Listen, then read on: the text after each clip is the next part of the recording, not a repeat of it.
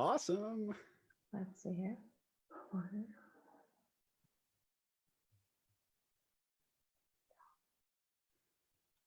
Perfect. I see us.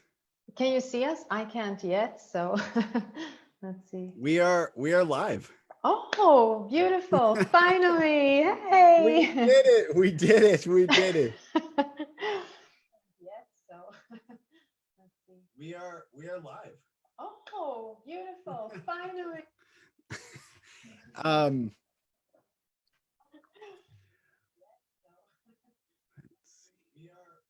Okay, can you hear me now? Yes, I hear you. Can you hear Perfect. me? Yes, I hear you. I figured out my audio. How are you? Good to see you, everyone. We made it to Facebook Live. We figured it out. Technical difficulties were just amazing opportunities this morning where we Amazing. Yes. it is amazing. Oh, well, if you wouldn't mind, allow me the honor to introduce you. I'm so thankful to be on with you, the great and powerful, the beautiful inside and out, light in this world, Gordana Biernat. Gordana Biernat, everyone, is an Oprah Super Soul 100, a 100 Super Soul from Oprah Winfrey. She selected 100 souls on this planet who are teaching love and peace and being in the present moment. And Gordana is, I think, at top of the list, no doubt in my mind anyway. And I'm so happy we get to be live and share and have a conversation this morning to help people. How are you doing? What's happening and what are you experiencing? Oh my God, I'm doing good. I know that you're experiencing a lot of fear in US. I'm in Sweden. So for me, it's much, much easier. Life is almost normal, even though we do have our own, I don't know, limitations, which we don't like, but still we are much on a better place than you are. You didn't introduce yourself, Lucas. You're the vulnerable hero, and I want to hear you talk about that a little bit so that people will know who you are and why I'm having this conscious conversation with you. Because you and I, we've had a lot of conscious conversations, but this is the first Facebook Live conversation, and I'm really excited to share with everyone else the beautiful soul you are and how we connect with each other in the now moment. So please tell us something about yourself. Well, first, thank you. My name's Lucas Mack, everyone. I am a podcast host. I am a published author. I'm a TEDx speaker. I'm a life coach. I've been in a past life, meaning 10 years ago, I was a broadcast TV journalist on TV. I owned a marketing company for many years, and now I'm doing management consulting and working with awesome people. But I'm on a mission to see in this world the hurting get healed and the healed go out and heal other people. And I really believe the adage that hurt people hurt people. However, healthy people heal people. And it is more clear than ever to me that not only do we need a physical healing in the world, but we need an emotional healing as well. And I think this is where what we talk about is so important, because staying in that now moment, staying in the present, not losing the power that we have to be in our body. I think for so long, for me anyway, the way I grew up and the fear that I lived with constantly, I was very easy. For me, it was very easy to fly out of my body and to observe myself and really not be in my body. And through the work with you and doing things, I've really learned to integrate in my body. Here, not only here I am, but here am I in this moment sharing with the world. So I'm very excited to be here with you. Yeah. I so resonate with what you're saying here, because it's all about being present in the now moment. Now, what does that actually mean, to be present in the now moment? Who is present in the now moment? And where is this now moment? Well, for me, and what I teach is about allowing your soul to be present in your body in the now moment. That means to be open, to be vulnerable, and to be open to everything that is, to understand that you are the center, the stillness, exploring the movement on the outside, which means that you are real and everything else on the outside is an illusion that you choose to create consciously or unconsciously. So Mm, that's why we say that fear is not real. You're the one that is real because you're the one exploring fear from that stillness, that center from within. And mm. I noticed that on your Twitter account, your banner was yesterday or the day before, wake up, and now Yes. today you have love one another. And Yes. I wonder why you changed the wake up, because we really truly need to wake up, and waking up Mm. means to become more present in your body, to allow your soul to take more place in time and space. And that's what we're going to explore here today, because I want us to go into a specific fear which has been prevailing in our society for the last 2 months, which is fear. You cannot ignore it. You have to look at it. And for me, I've had a tough childhood too. And for me, happiness and joy was about dodging fear. So I've never been interested in looking at fear before, but these 2 months have been forcing me to look at fear and ask myself, where is the brightest side of this? What can Mm. I learn from this? What is it that fear is trying to tell me? And I think that that is maybe more of what we are going to explore here today. Right. I think my experience with the energy that's in the world right now, my experience with the energy that's online, which is specifically visceral, is that the benefit of this, the great gift, and really, you either, I think, I hate to live in duality or give dichotomy, but really we can either see that life is happening for us or life is happening to us.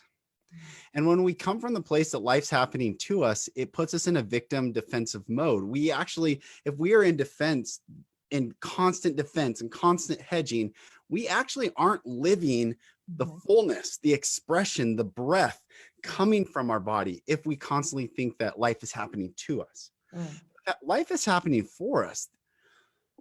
Then I Yes. can stand firmly planted. I can be like the tree that doesn't brace against the wind, does not brace against the light or the Mm. sun or the darkness or the rain or the cold or the heat. It just stands and Mm. it bends towards the light. It moves.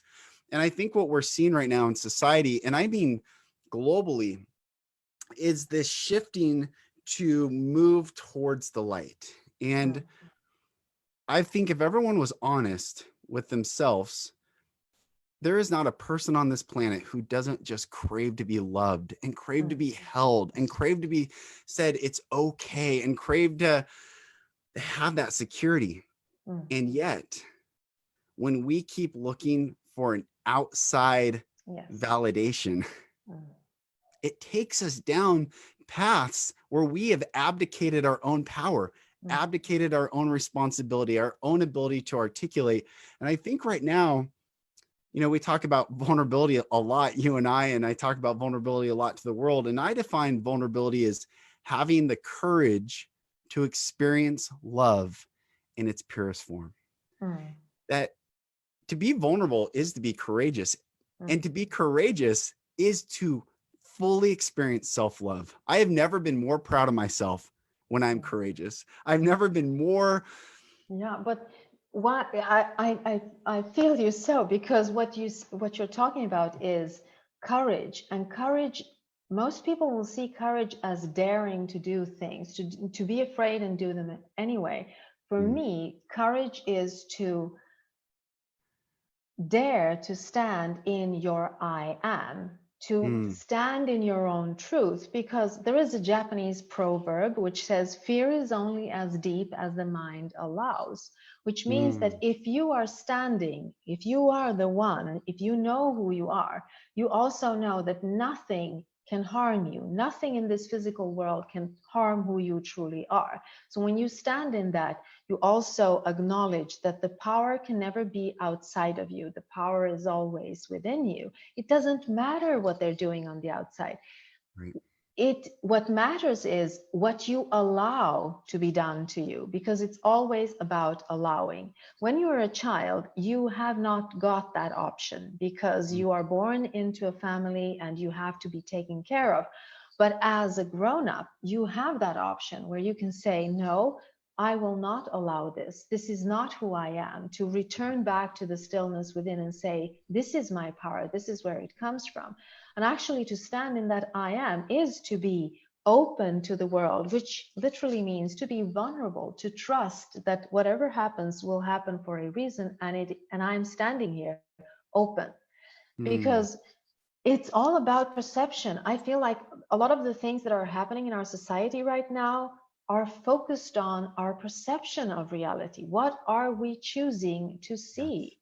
Yes. Because we will see whatever we choose to see, that is what will manifest in our reality. So if we are focused on fear, if we are focused on the future and the fearful thoughts that we are projecting into the future, well, that is the future we are going to manifest consciously or unconsciously, most of us unconsciously. And then we end Mm. up in that future and ask ourselves, how did I get here? And feel like a victim because we don't know how we created that. Mm. It's interesting talking about we can only give what we have. Mhm. So if I'm in fear, I can only give fear to another. But if Yes. I am in my body and I'm in standing in my I am, like this morning, I wake up and I give thanks that my soul even returned within my lungs, that my soul returned in my body. I don't even take for granted my conscious awakening. I mean, this is something that we don't talk about as human beings too often, but what is sleep? I mean, we literally check out and disappear and go somewhere, and then we come back in and we just take it for granted. Like, well, yeah, I just checked out for 8 hours, 6 hours, whatever it is.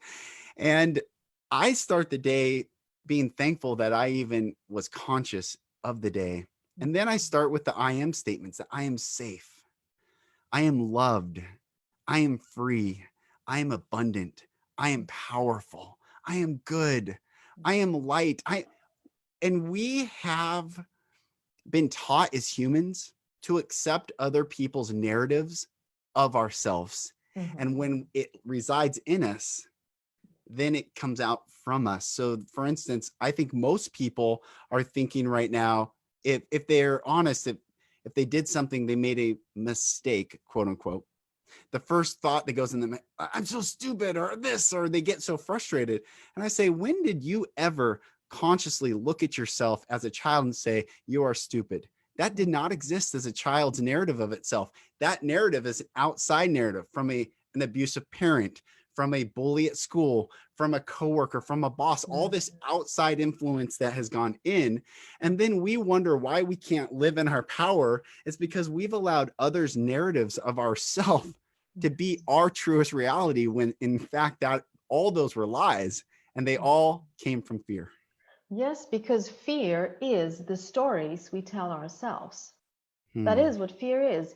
It's what we repeat and habitually allow to dwell in our minds. And it starts as children. We're always taught or told who we are. I remember as a child when people asked me, "What are you going to be when you grow up?" And I go, "Why can't I be what I am right now? What's wrong with that? Hmm. Why do I have to So change good. something?" It's Yeah. always it's always about projecting something into the future as if the now moment isn't enough as it is, or who I am in the now moment isn't enough as it is. So it's always about this projection into the future. And honestly, I can feel when I look at the news today, I mean, for me, news are about something that happened the day before. It's about something in the past that they're telling me to look at because maybe there was some bad thing happening and I need to look at it. But when I listen to news now, it's about telling me what's going to happen in the future. Now, Hmm. that is not news, that is fortune telling, and there is no science backing that up. So every time I hear someone tell this is going to happen in the future, I go, no, it's not, because the future has not yet happened. This is Mm, fear projected into the future. And if you look at reality the way I look at it, and I look at reality as we are all the co-creators of this reality. What does that mean, that we are co-creators of this reality? It means that with our minds, with our belief systems, with our feelings and our actions, we are creating this world. Well, if you have some outer source that tells you how the future is going to be, and you project that into the future, then you're creating a reality that you don't want. You're creating someone else's reality. And that mm. is not news for me. That is something else. That is reality creation. Yeah. Yeah. It's interesting because I worked in TV for a long time. I was a journalist, I was a reporter, I've been a producer, and my wife and I were both in television. And a lot of our friends, I mean, I had Whit Johnson on, who's the Good Morning America anchor. I've had, very good friends of mine that still work in media. But to your point, I always look at, how do things happen the way they happen? How did the news, this form of communication, which we're taught is the purest form of journalism, how did that become our most vivid reality of the world around us? And I think it starts, and everyone track with me for a second, because this is just my observation, but I think it started when they started predicting the weather forecast. Mhm. And think about how bizarre that is. For thousands and thousands and thousands of years on this planet, eons, mankind has lived in synchronicity with this planet and looked at weather patterns and times and cycles and seasons. And we were present in the moment, the now moment, as a symbiotic creature in this planet. What happened when they started telling us what the weather would be is we started slowly becoming conditioned of what the future looks like. Mm. And this is not a knock on weathermen, because I have some friends that are still weathermen in the news. It's not a knock on you. It's just that form of communication to tell us the most simple, basic experience of our lives, what it will be in the future. So if we've accepted what the Earth's ecosystem will do, if we've separated our reality from what we experience to go outside and look into the sky, and instead look at digital experiences to tell us what will happen in the sky, then we certainly have abdicated our responsibility to observe the world around us Mm. and listen to a different narrative that's being Mm. projected upon us. Yes, and I mean, it's all about, if it's not something bad, then it's not news, which means Mm. that everything we project into the future, if we're tapped into that fortune telling mechanism, Yes. will be based on fear. That's per definition, because we are connected to a frequency, or we are emanating a frequency which is based on fear. Well, Mm. every time I hear this voice, I mean, I have a narrator within me that is narrating my reality all the time. And Yes. usually it is my ego narrating it, because when my soul is present, I don't need a narrator. I am present in the now moment. But Mm. this is how we operate on an everyday basis. We have ego narrating the story for us. Well, if you have news narrating the now moment for you, then you have another ego on the outside narrating for you Yes. what life looks like, which Yes. means that you're even more disconnected from your soul source. Mm. You were talking about when you wake up in the morning, how you have to tell yourself, I am so grateful for being able to breathe this morning, that my Yes. lungs are working. Yes. Well, what happens when you go to bed in the evening? Let's say that you watch the news and then you go to bed and you manage to fall asleep. You are falling asleep in a frequency which is fear based. It's a very low frequency. So if that frequency is allowed to roam in your body during the night, because you are somewhere else, I mean your mind. So it Right. is there in your body. And when you wake up in the morning, you feel like you haven't slept. You feel like you've run a marathon because your body is tired. That is a too low frequency for your body to thrive in. And Mm. it will wake you up in the wrong frequency. This is why we all need to wake up in the morning and tell ourselves that life is beautiful. We need to Mm. tell ourselves that life is Yes. beautiful. When we are in tune with our soul source, we don't need to tell us that. You didn't wake up as a 7-year-old and tell yourself life is beautiful. You just woke up and you started enjoying life. Yes. Yes. That's And right. that's the difference. We are so much in our minds. We are so Mm. much intellectualizing everything around us. This narrator needs to tell us that life is beautiful because we are not connected to it. Yes. Yes. I heard from I heard a quote from a rabbi one time, and he said, and I love it, and regardless of anyone's worldview or your where you come from the story side of this, he said, the world is still a garden, and the garden is still good, but Yes. it's our job to dig it out. It's our job to expose the good in this world. It's our job to lift one another up. It's our job to speak life and not death, to speak truth and not lies, to speak light and not darkness. And in the United States, we were this unique experiment that Alexis de Tocqueville called the American experiment. And this is an experiment that the world is watching this this game take place with freedom, with consciousness, with the ability to articulate, with sovereignty. And Benjamin Franklin said, instead of cursing the darkness, light a candle. Exactly. There is So, no shadows in the light. There can be no shadows in the light.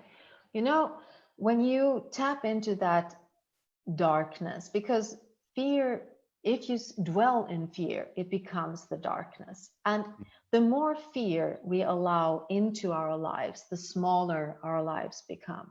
mm, And when you are not living fully, when you can't breathe, you know how we talk about that. What yes, if you yeah, can, if it allows you to breathe, then it's the yep, truth. yes, That means that you will not be living in your truth, which is the opposite of your soul purpose. And your soul is going to scream, no, no, no, no, no, this is not what you want. And when it stops screaming, it will send pain through your body. It mm, starts with emotional pain, you feel disconnected, and then you have physical pain because it wants you to wake up. This pain mm, is beneficial because it tells you, wake up.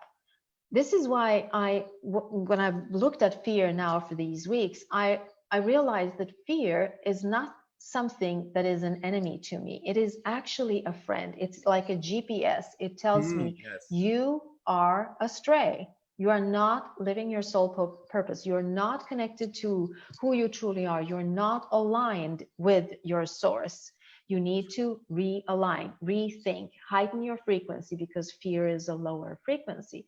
If yes, I do not listen to that signal, fear will pull me into a dark room where only negatives can be developed. There is a right, saying where they say fear is a dark room where negatives develop. mm, When you stay in that dark room, it becomes a habit for you and you are not aware that you are in fear. You can feel it in your body because it doesn't allow you to breathe. You feel small and yet mm, you stay there because you don't know where the door out is. And the right, door out is always to heighten your frequency in any way you can. It doesn't matter if you want to binge watch comedies or series, funny movies, whatever you want to watch or enjoy to mhm, heighten your frequency.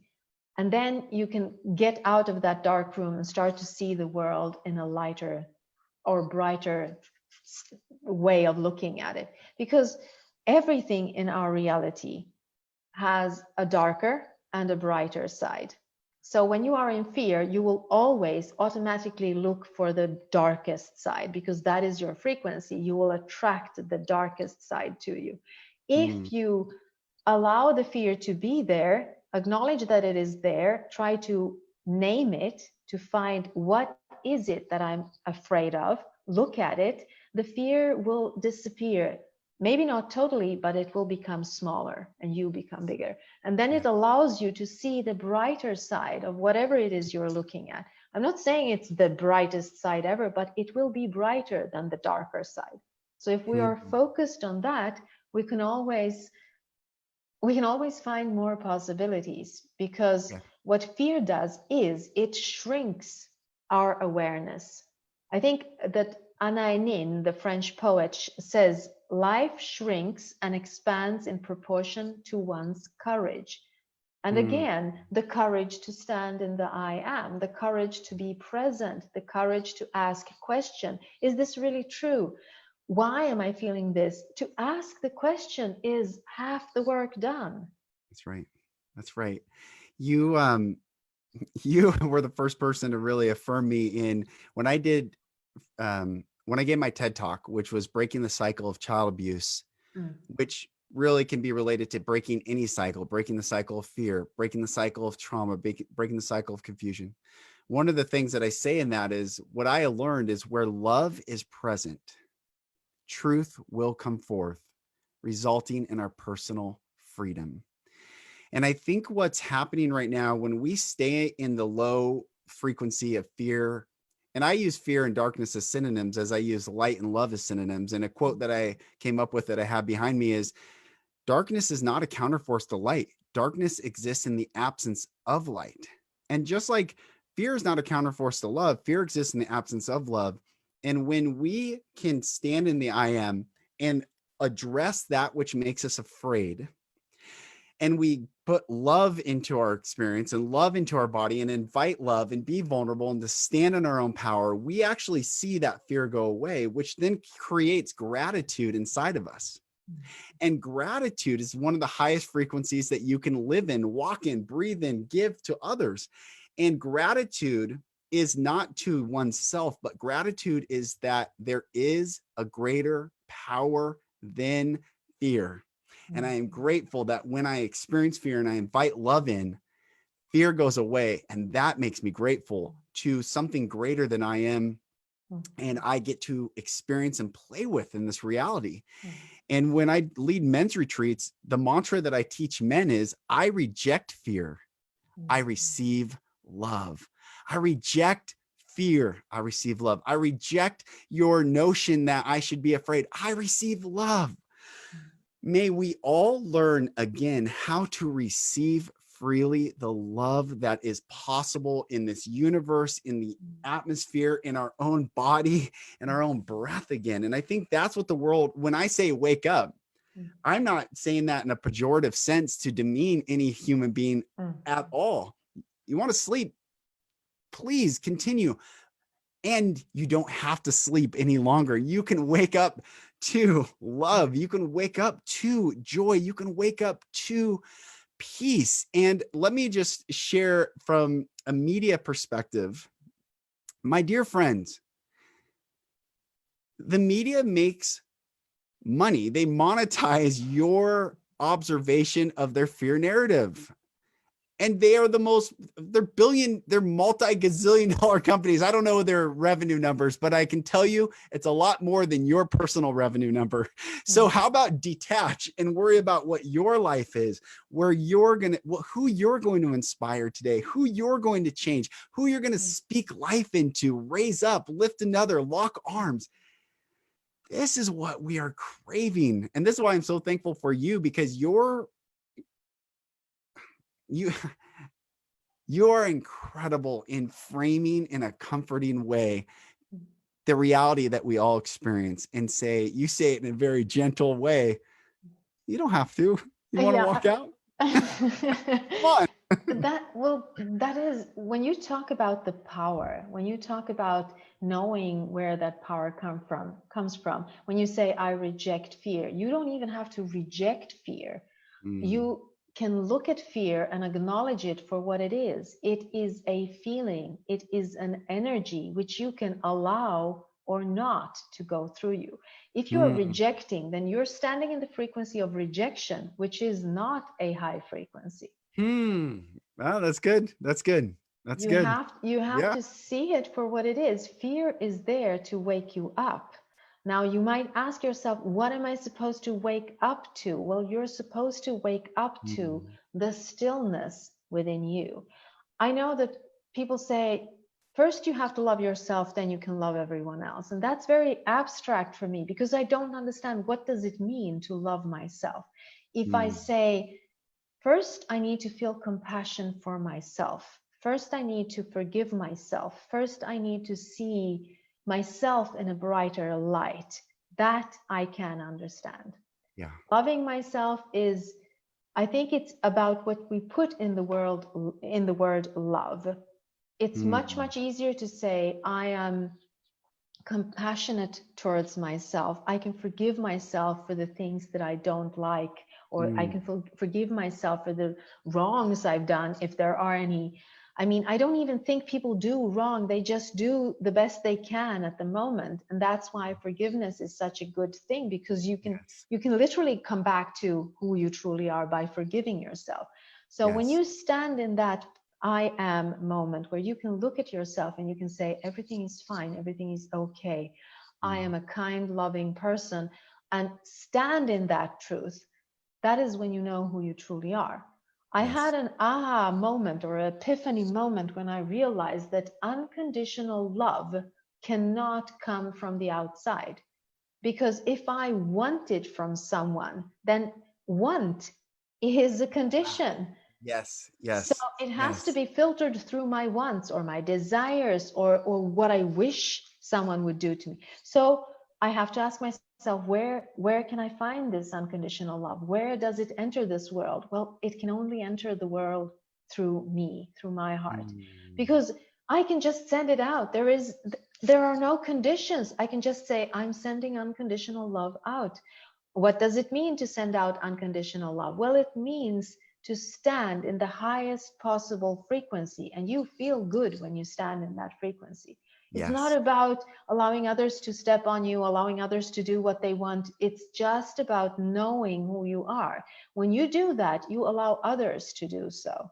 Hmm. So it's about, to reject fear is to fight it. And when you fight it, well, you're not in your highest frequency. Hmm. So it's about seeing it for what it is and not judging it, seeing it for what it is, and still standing in your own truth, lovingly, just seeing it, not engaging, detaching in a loving way so that Yes. it won't create more of the negative stuff. I think that is what we need today, because our society is so polarized that we are either attacking or judging. We are always in um, some kind of fight with each other, and that will not bring the frequency that we all want, the Right. love and kindness and relaxation in our lives.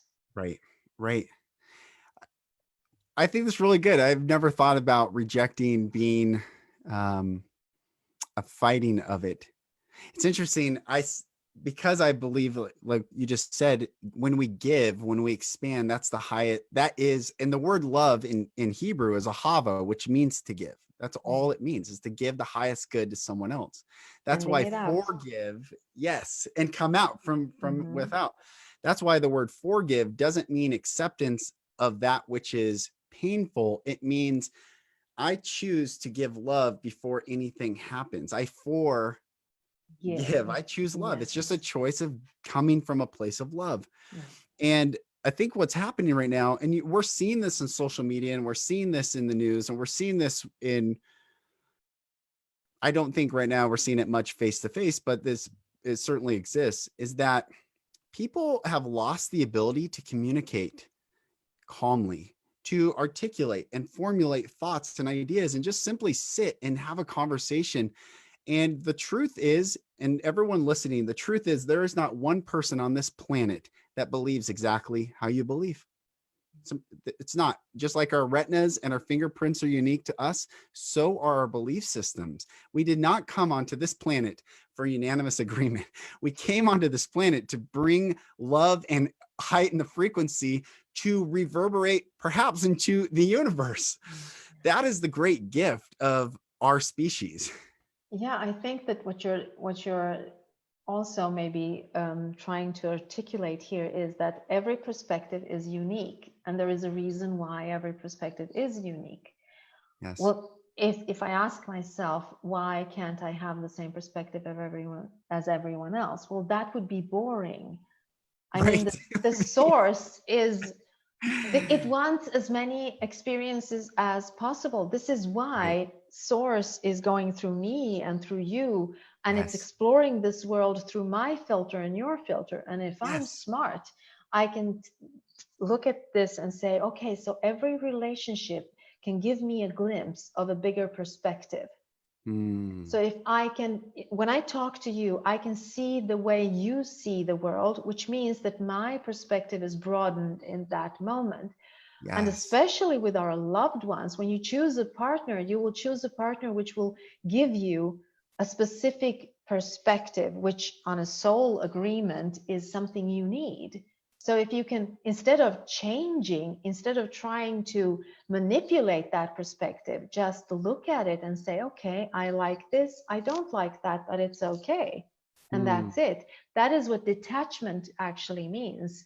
It doesn't mean to say, I don't like this. It means, I Right. don't like that, but I like this. And you can just stand there firmly and look at it Yes. because it broadens your perspective. If we can look at everyone through everyone's eyes, we would all see the same truth. Right. But the Right. joy here is that we're in a physical reality where we are supposed to explore the polarities, because how will I know what I like if there is nothing to dislike? Hmm.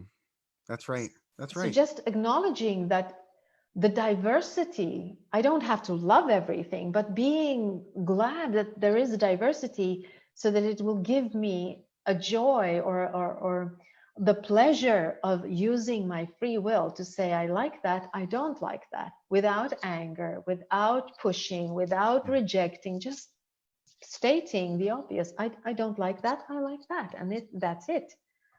That's good. That's beautiful. That's beautiful. It's while you were talking, I got this vision of essentially when we're asking people to listen to us, we're saying, come here, come listen to me. But we go into a forward space. Our position is the forward. When we detach, it allows us to take that step back and be back in our present moment so that we can look at how is this affecting me? And if it we've talked about this on the podcast that we did together and we reference it, if you can breathe more deeply, Mm, then it's true. yes. If it constricts your lungs, constricts your breath, constricts your joy, constricts your hope, constricts anything that allows you to be free and expansive, it is not from the highest frequency. And I would also say it's not good for you. It's not good for us. And the saying that a rising tide lifts all ships. Well, when I raise my frequency, I believe the world's frequency raises a little bit. And when you raise your, we all can lift. We Mm, are the tide. We get to yes. be the change. And this is why these great leaders, Mahatma Gandhi, Nelson Mandela, all these amazing Mm, leaders that we look at and say, wow, what amazingness. Well, what did they do? They chose to come from love and not fear, chose to come okay. from love and not attack. Mm. Always, it's about the energy we send out. And Mm, since, I mean, we are all one, we're also, everything is made of energy, which means that where there is motion, energy is moved. I mean, an ocean, it's just water. What is moving the water? Well, it's energy moving the water. So if so I good. use my mind to broadcast a high frequency energy out there, of course it will be noticed. Of course it changes the one. It's impossible not to change the one because it's part of the one. The same Mm, goes if we're all focused on fear, well, then that is what as one we are allowing to manifest in this reality. We're co-creating it together. It's a mm, question of where we put our awareness, because every single one of us is a light of awareness. The quantum field, God, the force, whatever we want to call it, out there is the darkness. And where we put that light, that awareness, is what we are going to see in this reality. Now, I mm, can choose in my private life what I want to focus my awareness on. But if I am a part of a society and everybody is focusing on fear, then I will experience that fear, which we are experiencing right now. yes.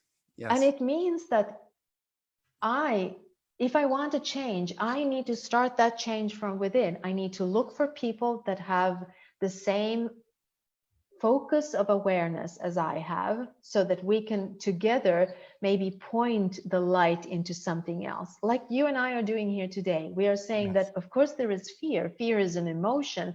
Like any other emotion, it is there. But Yes. it's up to you how much you allow of it into your reality, how much you allow it to shrink your reality. It is there telling you, do not fall asleep. Mm, Stay awake. Stay in your compassionate I am pose. yes. Yes. It's beautiful to see. And I just want to say, good morning, everyone who's watching, who's tuned in. Thank you for watching. And I hope that your week, your Monday,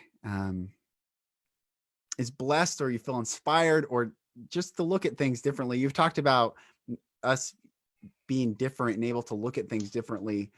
The purest expression, I think, of differences in unity is the rainbow. Mm. And I don't want to see just one color arced in the sky, although that would be nice too. It's not as awe-inspiring as the colors in unity, in an arc, bending and moving together. Mm. And that's where I want to see the world go to. We don't need 100% agreement. What we need is 100% alignment around humility and love and honor and preferring one another and inspiring one another. I wrote in my book that inspired people inspire people. However, uninspired people uninspire people. Mm. And how many times have we talked to someone or read a post and it's just, oh, or we read a post and it's like, whoa, that's who's this person? That's how we found each other. Like, who is Yes. this amazing human in this world? Yeah. And so we get to choose. And I think perhaps, like Viktor Frankl talks Mm. about in Man's Search for Meaning, it's the power to choose, Mm. which is our greatest freedom. It's our power to choose in between response and stimulus. Mm. Well, when you detach from fear, when you detach from that immediate feeling of fear, you give yourself time. And when you Mm, have the time, you can literally feel how the choice is being made. When you are in fear, you will react. And when you react, you hook on to a frequency which is not yours, which is someone else on the mm, outside. And you are producing a reality that is not based on your true frequency, but is based on someone else's frequency. This is mm, why we need to stop to say, okay, fear is an emotion. It is not who I am. It's just an emotion. I am feeling it. I am the one feeling the fear. I am not the fear, which yeah, means that when you know that, you have already externalized the fear. So you know that it is something that you are choosing consciously or unconsciously to explore, because your soul is the one exploring this reality. You are not your body. You that's right. are using your body. You're not your Right. thoughts. You are the one thinking your thoughts. You're the one thinking your thoughts, which means that not even your thoughts are you. That's right. Not the voice inside of you, the narrator that tells you everything. That's not you. That is your ego speaking. So you are the one standing there in the middle doing all these things. When you know that, you can detach from them. And the detachment means that you give yourself some more time before you react. You can Mm, respond instead. mm, Because all the strong feelings like fear, anger, desire, all these feelings are actually boosters. They are energy heighteners. And where there is fear, everything is heightened, which means that manifestation comes much faster. And imagine when a lot of people are feeling fear, the manifestation of what we fear comes much faster. So that mm. is why we need to give ourselves time and say, okay, there is fear, but I am not that fear. I am the one exploring it. What do I want to explore here? What is this fear? Is it just telling me change, do something else, plunge into, go through? What is it telling me? And then just use the fear instead of being used by fear. Oh, that's good. That's good. Use the fear instead of being used by the fear. fear is a road sign, and it's telling us where we are and where we're at and where we're going. And do we want to get off the freeway? Do we want to make a turn? And and to my brothers and sisters listening, it's also I think our greatest opportunity is always to invite more love in, and not to say I am afraid, but to be an observer of I am experiencing fear, and not to state that I am, but to say I'm experiencing fear, and now I want to experience love. Yeah. Okay. Or go from I am experiencing fear to I am exploring fear. When you Mm, start exploring it, that's you are good. the one in power. I think that I went from experiencing fear these last 4 weeks to exploring fear. When I kind of look at it as a scientist, what is this fear? Why am I feeling what I'm feeling? Can I look Mm, at this fear from a different perspective? Can I see the light that it is bringing me, because it is bringing me light. It is yes. telling me, stop, don't go there. This is not who you are. So I need to ask myself, so who am I? What am I? What do I want to explore here? And it's funny how the universe works, because when you shift that, it brings you people like you and I sitting here discussing what fear is, instead of Yes. you sitting in the US and me in Sweden feeling the fear. We are Yeah. actually Yeah. looking at it and playing around with it and saying, okay, it is there, but we can do something else with it. Use it Yes. as a booster instead. Hmm. I think the big thing is to choose what we plug into and allow it to be plugged into us. It's such, and Mm. I think if someone takes anything away, take these words away: detach. Yes. Detach. I posted the other day on Facebook, Instagram, Twitter: free your mind. You do not have to be a slave to that which compels you. And I would even invite people to look at why they feel compelled to do something in the first place. And I can talk about my journey being abused and attempting suicide at the age of 20, and then trying to ignore um, the pain and the fear in my past. And I tried to outrun all of it. I sprinted as hard as I could. I became a TV journalist. I was on TV. I was award-winning storyteller. I wrote a book. I published a book. I came out with the album. I recorded me. I mean, I was running as fast as I could. Married, husband, father, children, house, life. And I never dealt with the fear and the trauma and the pain that I experienced before that suicide attempt. I just shut it off. I pretended that it didn't happen. Even when my wife would ask about my childhood, I would give some quick little stories and then I would move on until the day I couldn't move on anymore from that trauma. Mm. And I Well, think, yeah.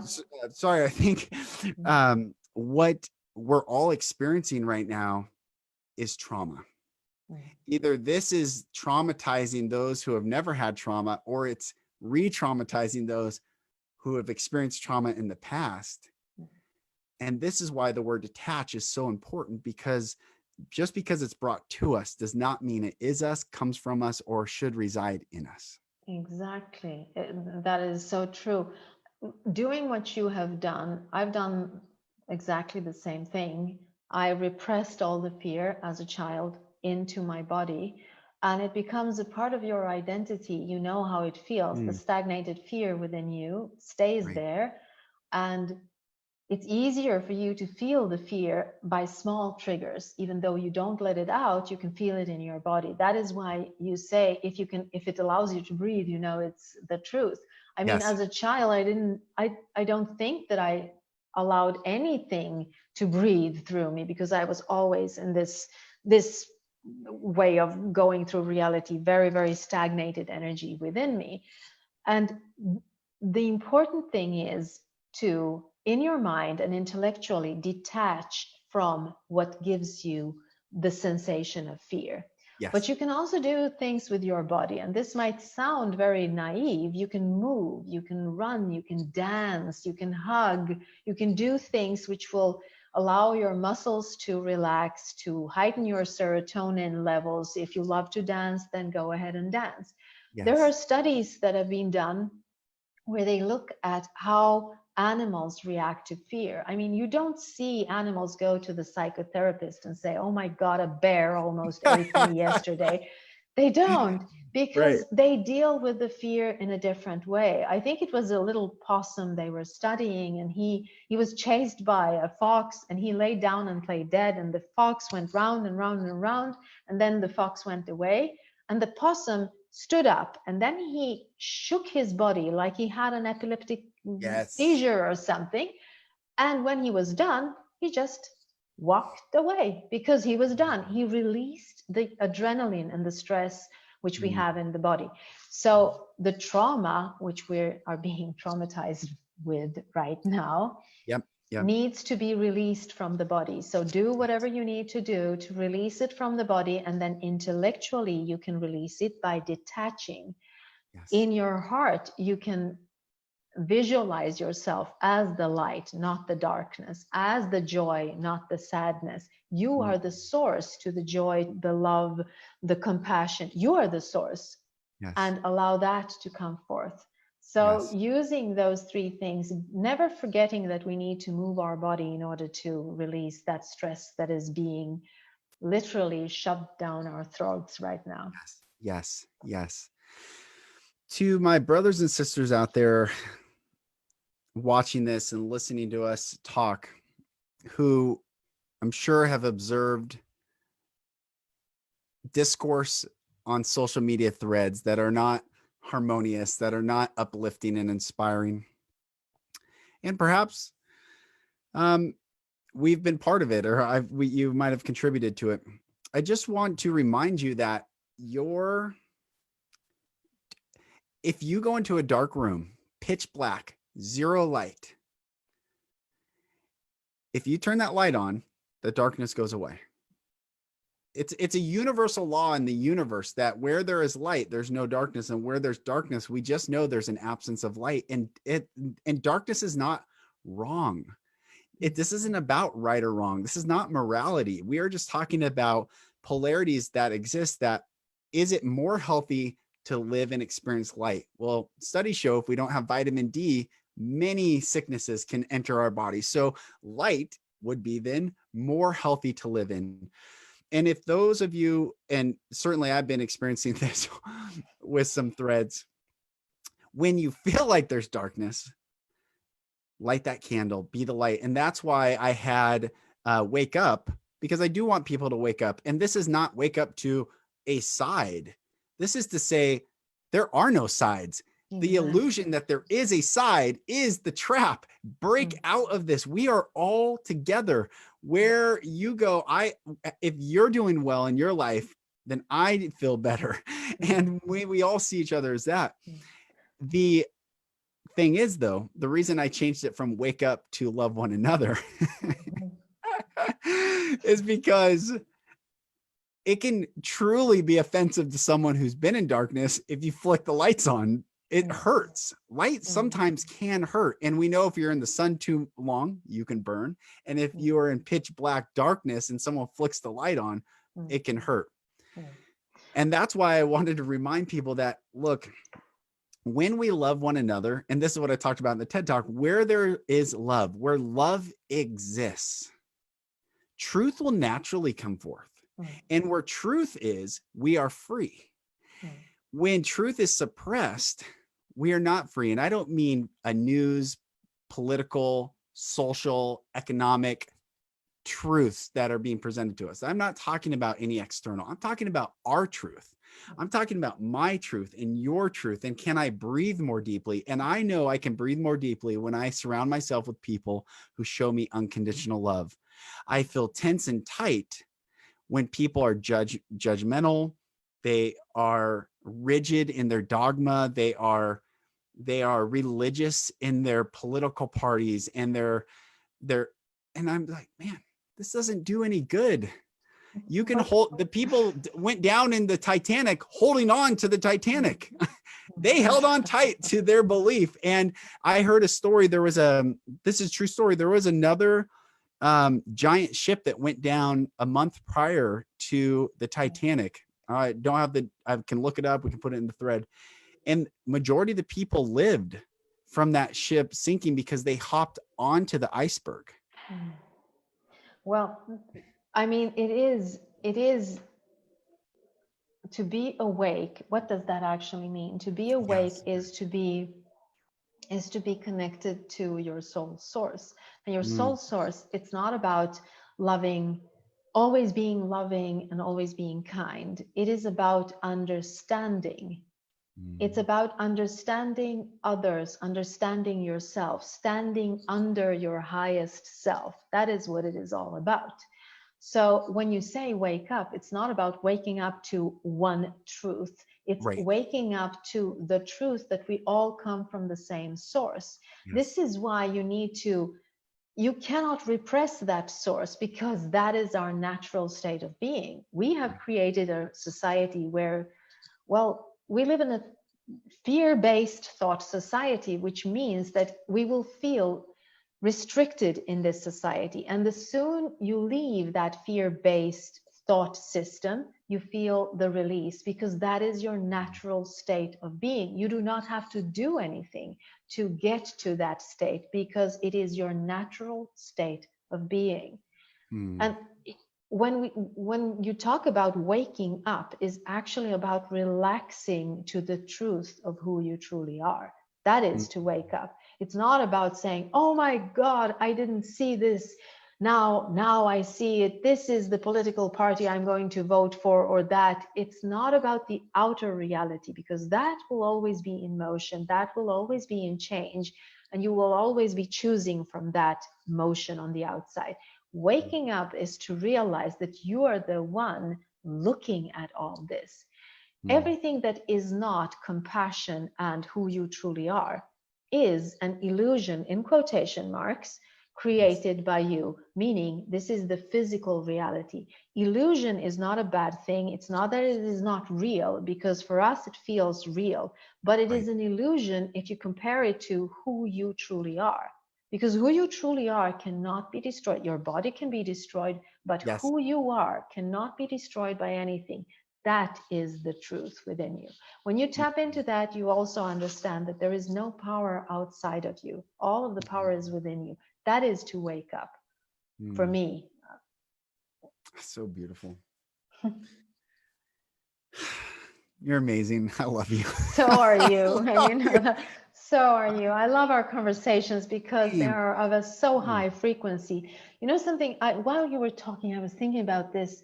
There is a quote from Aristotle, and he says something like, let me see if I can, here it is. Okay. Fear is pain arising from the anticipation of evil. wow. Yeah. Now, there is so much to be said about this sentence, because fear, pain, and evil are a part of the illusion that we are creating here on this earth. Yes. And we Yes. are the ones creating it, which means that we can uncreate it. We do not need to focus our awareness on it. As soon as we are projecting our worries into the future, we are anticipating something evil. And the universe does not work that way. It won't give you anything evil unless you're asking for it by worry. Worry is a negative prayer. So if you are in that place where you are putting out a negative prayer, you will be shown more things to worry about. And that Yeah. is why when he says fear is a pain arising from anticipation of evil, the pain is the signal that you are deviating from who you truly are, that you're deviating from your soul source, that you're Mhm. falling asleep into the illusion, which is not the truth. Hmm. So good. So whenever you feel the fear, say thank you to the fear, and then you say, I will choose something else, or I will look at the fear and ask fear, what are you trying to tell me? And Mm, it is never trying to tell you you're going to die unless you have a bear standing in your doorway, which is almost never in our right. society. Right. Right. So, I mean, ask yourself, why am I doing this? Why am I allowing fear to be my frequency right now? Yeah. And Yeah. then if you can't lose it intellectually, try to shake it in your body, shake it out Yeah. of you So good. with your body. That's so good. And I would just love to share that whatever you are experiencing, whatever we experience is tied to certain anchor moments in our past, in our childhood trauma. When someone says something that triggers us or creates that anxiety or fear, or it's tied to, it wasn't a bear, but it perhaps was a parent. Perhaps it was the threat of intimidation, force, or violence in our lives that someone looked at us like, I'm gonna take you off this earth. And like you said, that isn't in front of us. That is not our reality. So I want everyone's understanding of our reaction to information is not tied to the information. It is tied to childhood trauma experiences that, even though were traumatic and defiling and terrible, didn't take us out. Yes, We because were more powerful than yeah, that, we are still because standing. we're still Yes, standing. We're yes. still standing. Mm. And if we can stand, then we can speak. And if we can speak, we can inspire. And if we can inspire, we can lift the world. We can lift each other. We can lift love. May love be lifted as high as humanly possible. And I dare everyone to watch the change that happens in your social feed, in your social circle, in your family, with your relationship, with your children, with your friends, your coworkers. May love be lifted up. And when love is lifted up, may we all breathe deeply in our lungs, stand in our power, and know that it is good. All things are good. It's okay. All things are always good. It's a Yes. question of allowing them to be so. It's a question of putting our awareness on it. Mm. I'm you're not saying not to look at the problems, because there are problems. What you're Yes. saying Right. is don't dwell in them. Find ways to either solve them or soothe you, Yes, not to look at them stay from there. love. Yes, to Yes, look at yes. it from a place of love, and then say what's the highest good, the highest best for all of us. And Mm, I this is this might be triggering to say, but if it's not good for all, mm, and how do you if some it can't, we have to be careful when we want to impose what even our observation. We could be as well woken as possible, and still if someone says, then instead of saying, yes, you must take this, we come to their side and we mm. look at it and say, oh, I see what's happening. Oh, you are on the other side of the diamond and the light reflects a little differently through the facet that you're looking at. Oh, let's flip the diamond upside down. Oh, let's look at all facets of the reflection of light as opposed to force someone to accept our observation of that light. That, yes, exactly. It's about accepting the diversity within us, not imposing. I can't force you to do anything. If I force you to do something, then I have fallen prey for fear. Hmm. And I am the victim of Mm. fear. I become a perpetrator, even though I might not have felt like that when I started off. Right. I cannot change anyone outside of me. That I know for sure. I can inspire them, but I cannot change them. That's right. That's right. So it's That's right. futile to try and change someone else. Hmm. I asked the therapist one time that when I first started healing from the trauma, I went to therapy every week, sometimes twice a week for 2 years.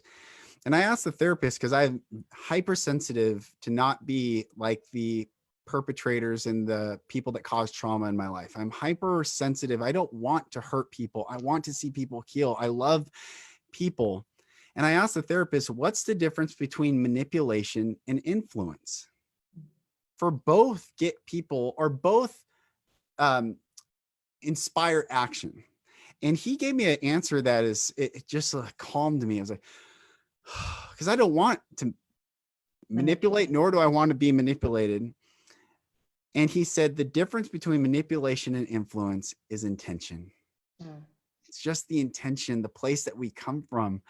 If I influence you to be brighter, to stand more in love, awesome, but that was still your choice at the end. But if I manipulated you, there was no choice, then that's not love, and there's no free will in that. And my intention is to help everyone come from that place of love and the divine spark and the beauty. And you are the epitome. Everyone, this is I can't even believe sometimes that we know each other and talk. It's still so incredible. And I would love to share one thing that you helped me with, and perhaps it will help people listening. Because of what happened to me in my life and the trauma that I experienced, I felt like I had black tar on my body all the time. And no matter how much I learned, read, studied, fasted, I fasted every Monday for 5 years straight. I would go pray in fields for hours on end. I mean, I went studied under spirituality. I was striving. I could not scrub that darkness, that pitch. It felt like the more I even tried to get clean, the dirtier I felt. And you said something so profound. You said, well, your name means light, light bearer. So just increase the light and the heat will burn it off. And I remember sitting there thinking, oh, okay. And I just pictured my light inside me becoming so white hot that it burned away that tar feeling that I had lived with my whole life. And I was I'm probably 37 years old when you helped me understand that. That's a long time to live with. And then just like that, you helping me see that I can increase my light and burn those feelings away. I have never experienced it since that moment. So thank you. You're welcome. I remember the time we did this. Yes. It's about realizing the high frequency which you truly are, and all the lower frequencies that are being stuck in your body were shaken away by the realization. This is why I love aha moments in our lives, because when we have an aha moment, literally it's like an alchemistic thing going through your body. It changes everything in that now moment, and you never experience it again. It changes it. It's like a miracle changing something in the now moment. It's like having a near-death experience. This is what near-death experiences do. They show you who you truly are, because you see a glimpse of your true nature. You know that, okay, my body might die, but I won't. I'm here. I had a car accident when I was 17 years old, where I had this epiphany moment where I realized it's okay. I'm not afraid, because my body might die, but I will still be here. I had this sense that nothing can harm me, not the real me. It can harm my body, but it cannot harm me, which gave me an outlook on life which says it's okay. It doesn't matter what happens. I am. That's it.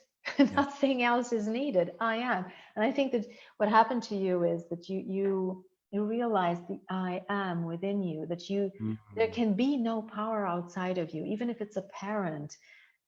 It still cannot be no power outside of you. There is no power outside of you. You are the source to everything in this reality, in your reality. I am the source to everything in my reality, and we become co-creators with our source together here. So good. Oh, do you know what we're going to do? We are going to play around with my book before we end this, because I want to, you know how I love synchronicity. I thrive in synchronicity, and I find it everywhere. When you're open to it, it shows you so much in life. And I want you to pick a number from my book, #Know the Truth, why knowing who you are changes everything. Pick a number from 1 to 231, and we'll read your synchronistic truth thought for today, what you need to focus on. Beautiful. And before I say the number, which I have the number, everyone, please go buy this book. Buy it on Amazon. Please read this book. Read these words. And I know people are watching on Facebook. I can see them quoting you so much. You are a gift to this world in how you can formulate truth in compatible, digestible ways. And thank you for that. The number is 127. 127. 127. Let's see. I can find it here. 127. Here we go. I have a sense that it's going. Oh my God. Here we go. Truth thought number 127. It takes courage to have trust in your own ideas, to stay true to yourself, to dare to explore, to play and make mistakes, in quotation mark. And then it continues. I'll read a little bit more because you need some more background to it. And it takes courage to go against subconscious herd behavior and to consciously express your individuality and uniqueness, even at the risk of being excluded from the group. Consider the alternative. Conforming means giving up part of your true self, which is always unique, always different than anyone else, and always unparalleled to anything, without exception. Is it not worth exploring that unique part of who you are, even at the cost of doing it in solitude? That summarizes literally this entire conversation.